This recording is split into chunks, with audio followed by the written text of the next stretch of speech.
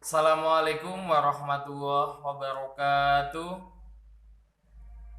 Selamat pagi semuanya. Syukur Alhamdulillah pada kesempatan yang berbahagia kali ini kita masih bisa melanjutkan untuk pembelajaran kita di pagi hari ini. Ya, pada pertemuan yang keempat ini kita akan membahas terkait tentang mata pelajaran prakarya di kelas 8. Di mana untuk pembahasan kita pada pagi hari ini kita akan mengulas maupun membahas terkait materi-materi yang ada pada mata pelajaran prakarya. Dan sebelum kita memulai pembelajaran kita, marilah kita buka terlebih dahulu dengan membaca basmalah bersama-sama. Bismillahirrahmanirrahim. Oke, untuk anakku semua yang ada di kelas 8, habis ini kita akan masuk pada materi. Jadi, persiapkan untuk modul kalian serta buku catatannya. Kita langsung masuk pada pembahasan kita.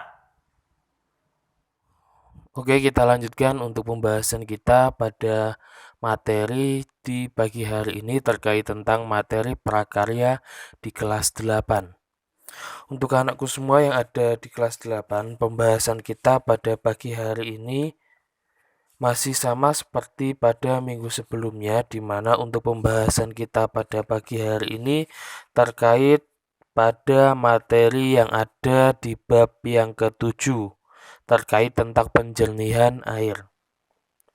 Untuk minggu yang lalu kita sudah membahas terkait tentang sistem penjernihan dari penyaringan air yang dari bahan alami. Di mana untuk teknik penyaringannya itu kemarin ada beberapa tahap dan juga ada beberapa teknik, contohnya kemarin seperti teknik saringan katun, ada juga saringan kapas, sampai dengan pada saringan cadas. Oke, untuk pertemuan pagi hari ini kita akan membahas terkait tentang penjernihan air dari bahan buatan. Oke. Untuk pembahasan kita pada pagi hari ini kalian bisa buka materi untuk pembahasannya pada halaman 87. Nah, di situ ada beberapa aspek atau komponen yang akan kita bahas di pertemuan kali ini. Oke. Untuk penjernihan air dari bahan buatan sendiri itu memiliki tujuan untuk menjernihkan air dari bahan buatan, di mana di situ tujuannya adalah untuk mendapatkan air bersih, sama halnya dengan penjernihan air dari bahan alami kemarin. Di sini tujuannya hampir sama, yaitu pada intinya agar kita mendapatkan air yang bersih melalui penyaringan tadi. Untuk tahapan penjernihan air dari bahan buatan ini itu ada 3, yaitu melalui penyaringan, pengendapan, dan juga penyerapan, di mana untuk penyerapan ini yang digunakan adalah bahan buatan manusia seperti bahan kimia.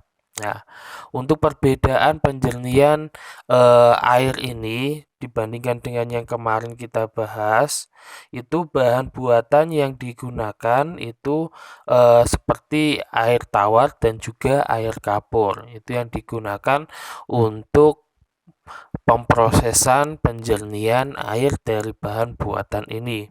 Oke.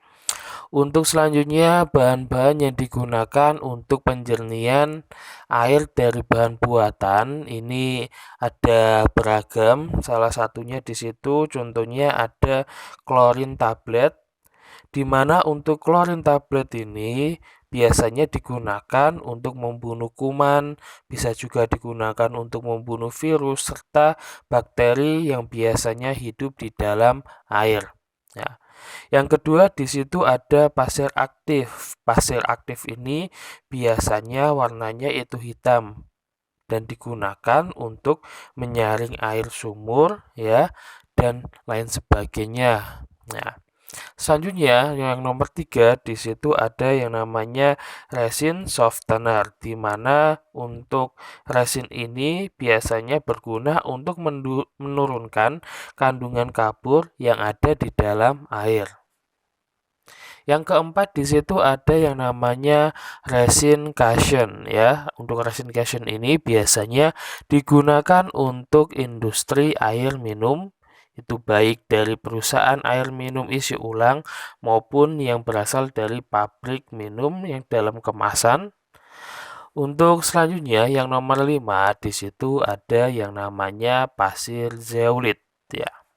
Fungsinya untuk menyaring air dan mampu menambah oksigen yang terdapat di dalam air tersebut. Selanjutnya di bawahnya lagi di situ ada pasir mangan ya, yang warnanya itu biasanya merah, digunakan untuk menurunkan kadar zat air atau logam berat yang ada pada air. Selanjutnya ada pasir silika. Pasir silika sendiri itu berfungsi untuk menyaring lumpur, tanah, dan juga partikel besar ataupun kecil yang terdapat di dalam air. Biasanya untuk pasir silika ini itu digunakan untuk penyaringan tahap awalnya. Untuk selanjutnya, di situ ada yang namanya karbon aktif. Di dalam bahan dan juga alat penyernihan dari bahan buatan, di situ juga ada yang namanya karbon aktif. Karbon aktif ini ya atau biasanya disebut dengan arang aktif, itu adalah jenis karbon yang memiliki luas permukaan yang besar sehingga dapat menyerap kotoran yang ada pada air. Selanjutnya ada tawas. Tawas dan kaporit itu biasanya sering digunakan di dalam kolam renang. Jika kalian pernah mandi di kolam renang, kalian cium merasakan baunya di situ pasti kebanyakan ada yang namanya kaporit. Selanjutnya nomor 10 ada polialuminium klorida. Ya.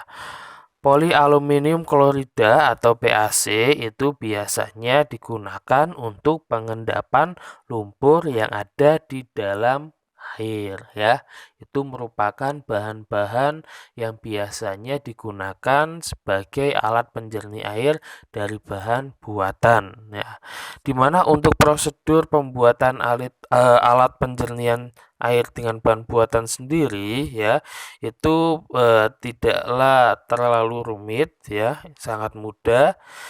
Kita tinggal menyiapkan bak atau tempat penampungan air kotor ya yang digunakan sebagai alat untuk mempersiapkan pencampurannya tadi.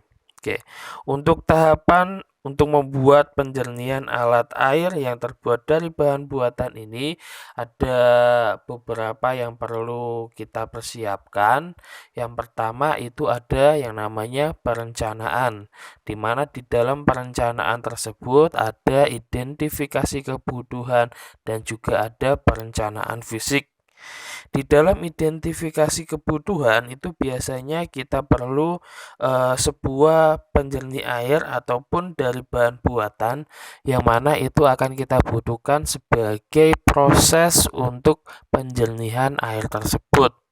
Selanjutnya untuk perencanaan fisik itu biasanya kita rencanakan terlebih dahulu agar nanti saat kita pembuatannya itu kita bisa efisien sehingga tidak memakan tempat penggunaan dan juga waktu yang terlalu lama. Untuk persiapan sendiri di situ ada ide maupun gagasan sebagai awal persiapannya dan juga bahan-bahan seperti yang kita bahas di awal tadi.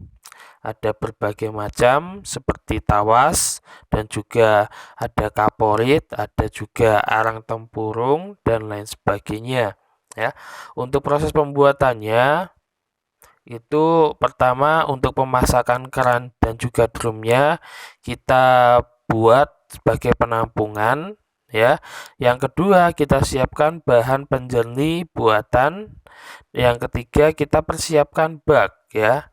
Yang keempat, setelah itu kita diamkan selama 10 menit, yang nanti air hasil penyaringan tersebut bisa ditampung dalam ember ataupun bak yang bersih dan dapat digunakan sebagai kebutuhan kita. Nah, itu saja untuk pembahasan kita pada materi prakarya di kelas 8 untuk pertemuan yang keempat ini. Saya kira itu saja yang bisa saya sampaikan. Sebelum kita akhiri untuk pertemuan kita, marilah kita membaca Alhamdulillah bersama-sama. Alhamdulillahirabbil alamin. Kurang lebihnya mohon maaf. Akhirul kalam. Assalamualaikum warahmatullahi wabarakatuh.